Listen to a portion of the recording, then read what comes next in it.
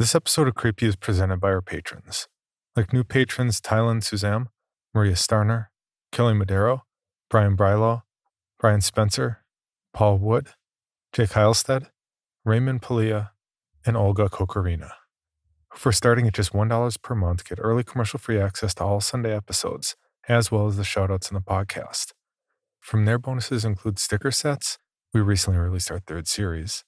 Bonus episodes, personal narrations, water bottles, and hoodies. If you'd like to see how you can support this podcast and get rewarded, please check out the reward tiers at patreon.com/creepypod. Also, if you're looking for more podcast suggestions, I can't recommend the Mythology podcast enough. Before science, before philosophy, before literature, there was mythology. If you're a fan of Creepy, you probably enjoy stories about heroes, gods, monsters, and events that shaped the earth. The new Mythology podcast from Parcast takes a deep dive into the history, origins, and meanings of each myth. And these stories are brought to life by an ensemble cast of voice actors. Mythology covers Greek, Norse, and Egyptian myths, as well as lesser-known stories from Sumerians, Africans, and Japanese, and many more. Search and subscribe to Mythology wherever you listen to podcasts. Again, that's MYTHOLOGY. Or visit parcast.com/mythology. That's Parcast, PARCAST.com/mythology. Now.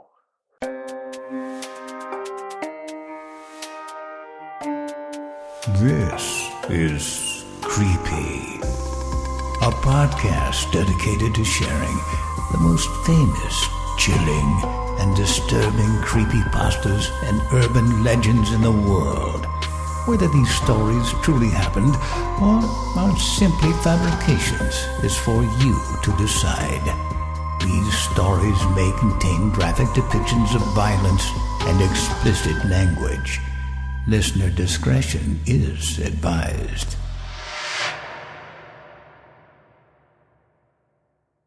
Creepy presents A Small Piece of Lead. Written by EmpyRealInvective.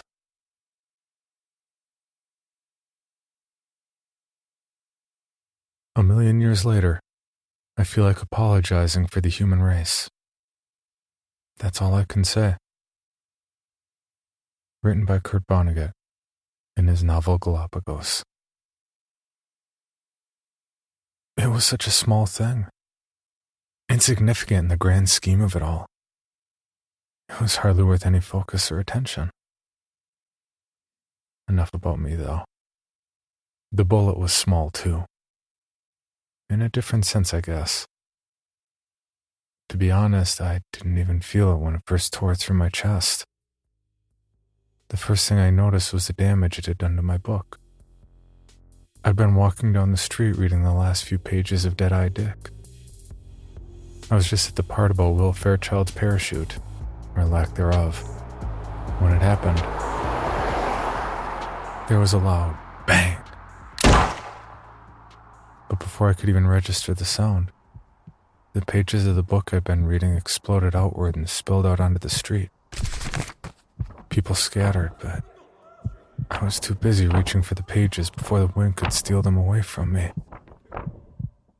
I sank to my knees and reached for the papers. For some reason, I couldn't breathe. At first, I thought it was a car backfiring, but when I looked up, I saw the gun withdrawing into the SUV that was speeding away. It wasn't until I looked down and saw the hole in my chest that I connected all the dots. I had been shot. The last thought that went through my head was, the book. How did it end? As far as last thoughts go, it was a bit lackluster. I hadn't really thought profoundly on what my last thought should have been, but I was hoping for something a little more poignant to come forward in that moment. I collapsed onto my face and was dead within seconds. So it goes. My story should have ended there, out on the pavement with blood spilling out of me. But it didn't.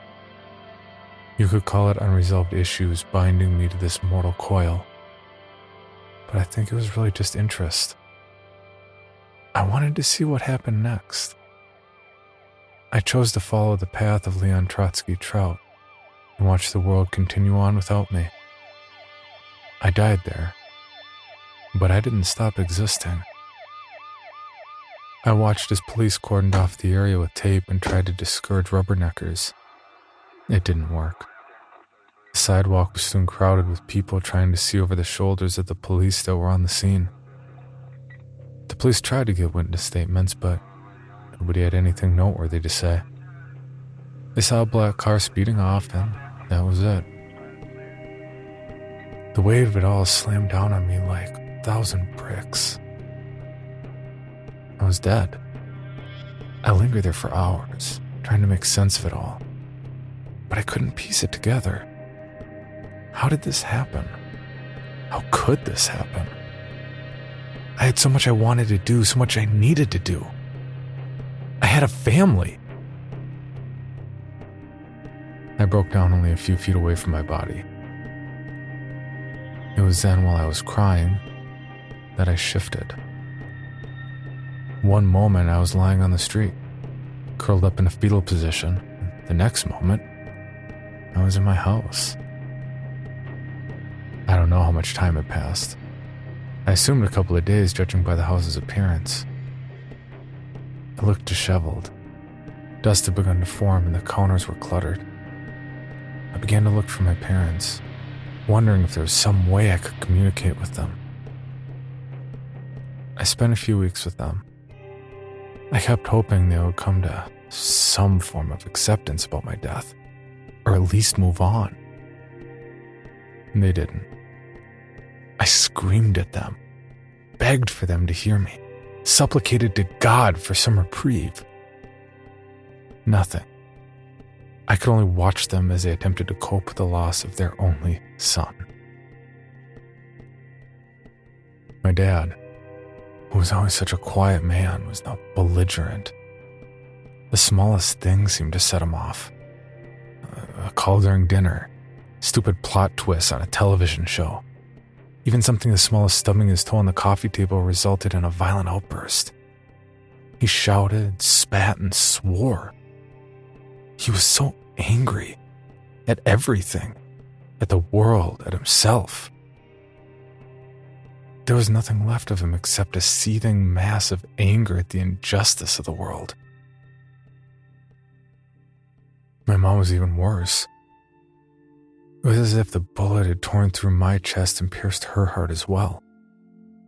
She moved around the house with sunken eyes that were bloodshot, afraid to set off my dad. She tried to keep herself together around him. It was obvious to both of them that she was nowhere near okay. She cried and spent most of her free time in my room, curled up on my bed and weeping. My room had become a shrine, with my mother being the only supplicant. Nothing in my room was touched. Nothing was moved. She spent hours crying into my bedspread when she knew my dad was out.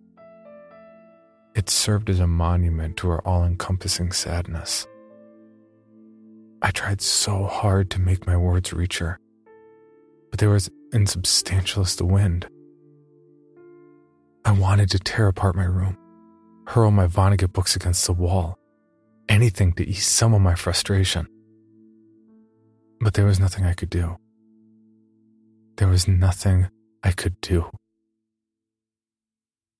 There was nothing. I left them a few days later. I couldn't stand to be in that mausoleum any longer. I couldn't see my father spend another day consumed by his rage at the injustice of the world, and another night of my mother crying herself to sleep curled up with a toy I used to play with. I couldn't bear another second with them as they spiraled into depression. Call me weak if you want, but my only option was to run. I couldn't help them, and I had no intention of seeing them self-destruct.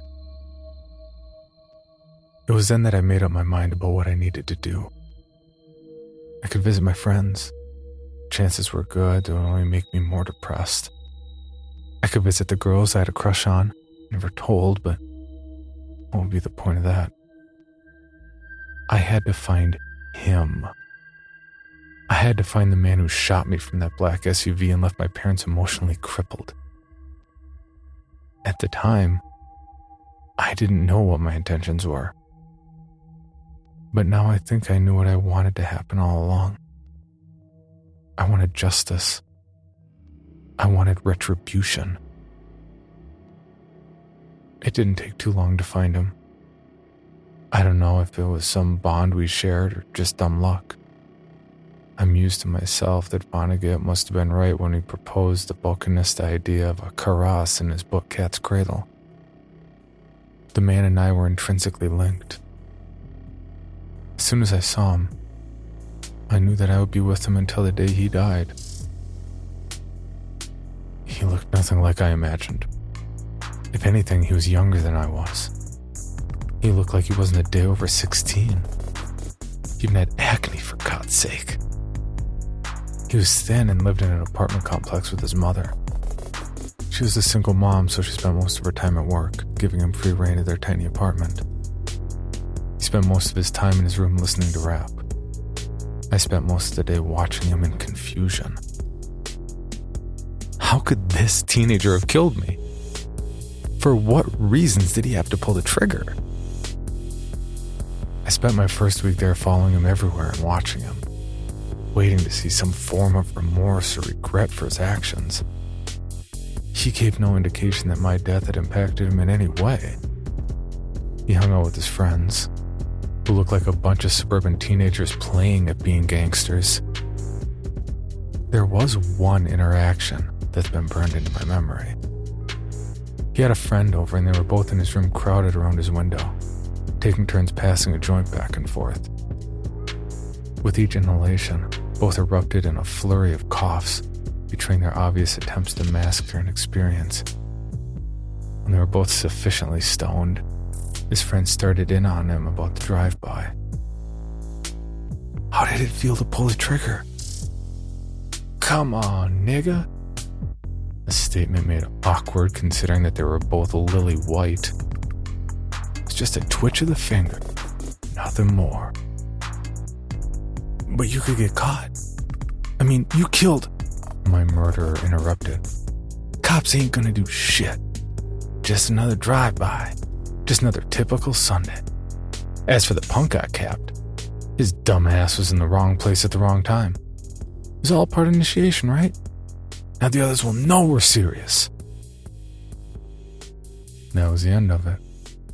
They tried their best to air the pot smell out of the room, but the words he spoke hung around me like a malicious miasma. His words echoed around in my brain, beating and tearing into me. I made myself a promise as I stood watching them joke and laugh. I would return the favor. I would drill my words into him like a bullet through his chest. Every night as he lay in his bed, I glided up to his sleeping form. I bent down and whispered in his ear. I whispered of the horrible fate that awaited him. I murmured my murderous machinations to him throughout the night. I intimated my intentions of what I was going to do to him once he died and entered my plane of existence. I was going to tear him apart, limb from limb and piece by piece. I was going to turn his life after into hell, because I couldn't impact him in this life. I whispered throughout the night to his sleeping form. Much like my previous attempts at communication had failed. He gave no indication of having heard me, but that didn't stop me from doing it. It was a cruel compulsion. It gave me a reason to exist. I spent the day haunting him and thinking of wretched words to whisper to him at night. The change was almost imperceptible at first. I've been whispering his sins into his ears for a week now, and I was just about ready to give up and resign myself to my fate when it happened. On the 8th night, my killer rolled over in his sleep and I heard the faintest sound. It sounded like a whimper, some pained response to my tireless labors. That one action, the small sound, caused me to redouble my efforts. Was I able to reach him somehow? I'd managed to intimate a message to someone. I was ecstatic. Maybe with time I could learn to control this gift. I had to keep talking to him. I had to keep tormenting him. The thought never crossed my mind to return to my parents and attempt some form of reconciliation or help them move on. I was too busy with the man who had put me in this position. I think that's my greatest regret in all of this. I had an opportunity to try and help my parents move on. But instead I chose to torment my killer. As time went on, he began to sleep more fitfully. He would toss and turn as my words echoed unheard into his ears. He began eating less and less. He would pick at his food, enough to trick his mother into believing that he was eating. He began to grow thin. Still, I whispered my midnight maledictions to him. He stopped hanging out with his wannabe gangster friends. He became withdrawn and stopped speaking to people as he grew more and more morose. Still, I whispered my curses and invectives. He would sneak off at times during the day, wiping away tears. At night, he would break down, crying into his pillow in an attempt to smother the sound. Still, I whispered. He wasn't the only one that was beginning to crumble away. My metamorphosis began as something almost imperceptible. It started with my skin beginning to crack. Tiny fissures spread along my flesh, revealing decaying tissue underneath. My skin turned molten and gray. I couldn't see my entire body, but I was certain that if I could, it would be similar to that of a moldering corpse. I reasoned that it was an effect of my body decomposing. My ghostly form was still linked to my body in some way. As it rotted, so did my current form. I wondered what would happen to me if enough time passed. Would I be reduced to mummified remains, or would the worms pick me apart, leaving me a skeleton? Either way didn't matter to me. I was too busy tormenting him. I wouldn't stop, couldn't stop. I continued my malevolent midnight mantras to him for 2 more weeks before the end came. I had started whispering to him at all hours of the day by then. He hadn't left his room at all that weekend. He just sat in darkness as I told him of my hatred for him, how it would be better if he died. Upon uttering those words, the floodgates shattered. My words couldn't reach him, but maybe my sentiments did. He shot from his bed as if galvanized and began tearing down posters, throwing his stuff around the room and venting his emotions. His mom heard the commotion and began knocking on his door. He ran across the room and locked the door before she could open it. She asked him what was wrong, and that was when he began his confession. The words spilled out of him like blood from a bullet hole. He wept. I killed him. I didn't mean to. They said that I had to do something to prove I wanted into the gang, that I'd be willing to do anything for them. I thought if I pulled the trigger, but missed them, it would be good enough. It was an accident. I swear I didn't mean to shoot him. I didn't. Oh God, I didn't. I could almost hear the gears in her brain turning to try and connect the dots.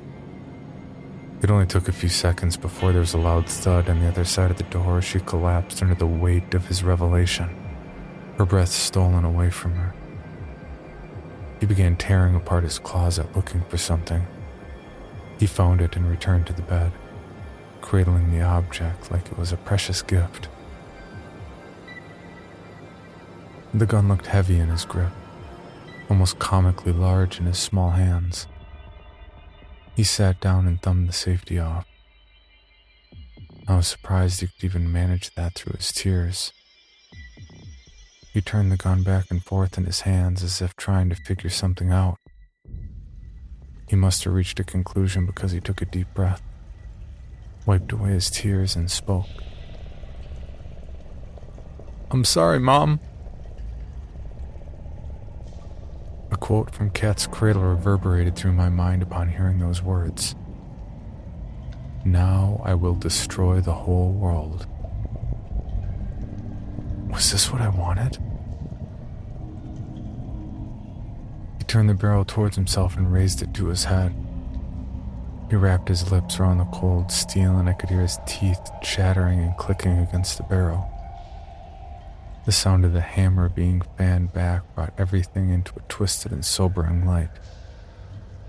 He was going to kill himself. I should have felt happy, but all I felt was sickness in my stomach. I felt like there was something lodged in my throat, but no amount of swallowing could dislodge it. I didn't want to see this. I didn't want to know that I'd caused all of this. I turned to leave, but there was something in my way. It stood in front of the door and blocked off my retreat. This being was hard to describe. The best explanation I can give was that it was staticky, blurry. I couldn't make out a definite form, but it seemed vaguely humanoid in appearance. The air around it shimmered like I was looking at hot asphalt on a desert road. I didn't have much time to examine it, as it spoke as soon as it was sure I'd seen it. "It's too late to run away now. Watch what happens next. Knowing that there is little to no difference between him pulling the trigger and you." I felt myself being turned towards the boy on the bed. I didn't see the entity move, but I felt it exerting its influence over me. I couldn't turn away. I watched as he struggled to breathe around the gun in his mouth. His mother's wailing drowned out his whimpering. He closed his eyes, and I knew what was coming next. I couldn't turn away. I couldn't shut my eyes. He squeezed the trigger.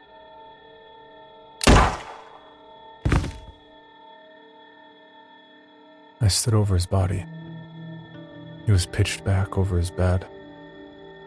There was a small dribble of blood coming from the wound. He twitched spasmodically as the last little spark of life he had in him was extinguished. I heard his mother ramming the door in an attempt to break through and reach him. It was too late for him. He was gone. It was too late for me as well. The staticky figure approached me, and I knew that my time here was almost done. I just had one last question I wanted answered. How did it end? I meant the book. Dead-Eye Dick. After all this time, I still wanted to know. The transparent being shifted, and although I couldn't see its face, I knew that it was smiling. It told me how it ended, and I wept bitter tears. I told the thing that I was ready. His form shifted with what I assumed was a nod. I was ready to leave this world. I felt myself floating up, and I let myself be taken. I sank into myself and began to weep again. I thought I wanted revenge, but this all felt wrong. I had taken his life just like he'd taken mine. The only difference between us was intention. He hadn't meant to kill me. I had wanted to kill him.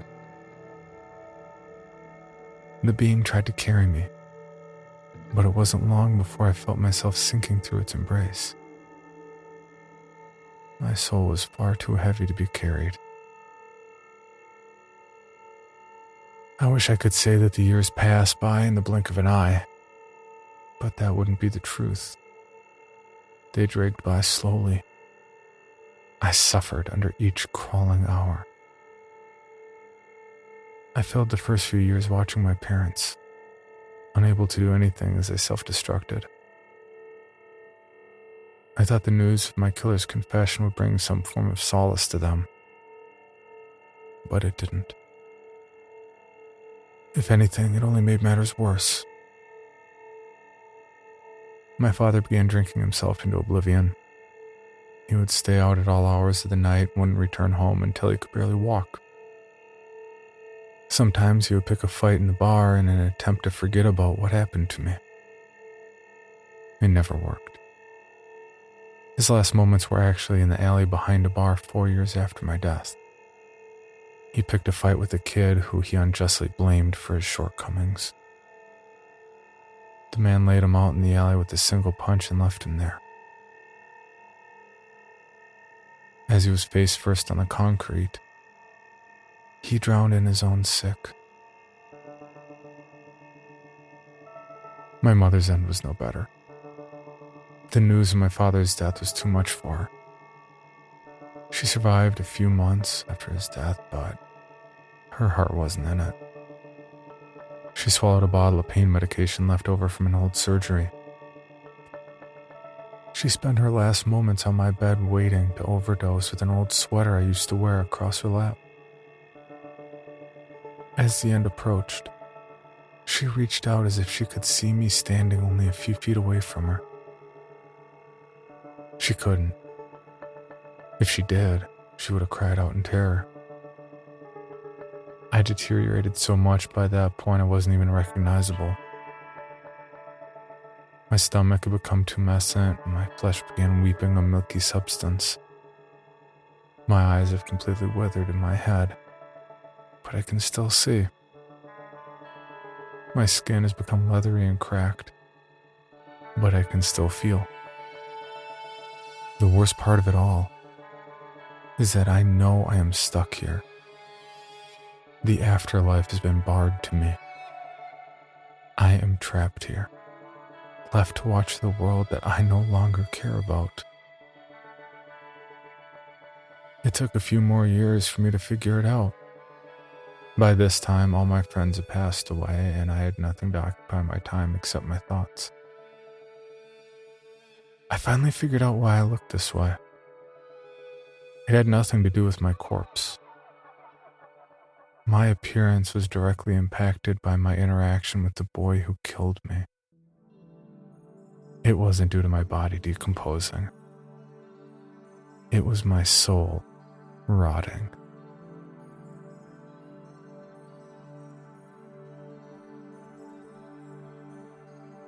You want to know something?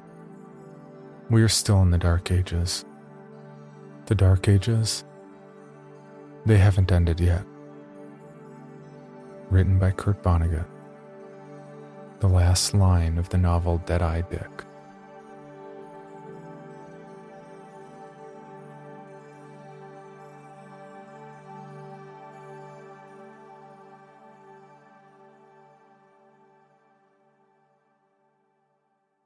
For more information, including pictures and videos of the stories told on this podcast, or to suggest stories for future episodes, please visit us at CreepyPod on Twitter, Instagram, and Facebook, or email us at creepypod@gmail.com. All stories told on this podcast can be found at creepypastawikia.com and are protected by a Creative Commons license. Some rights reserved unless otherwise stated.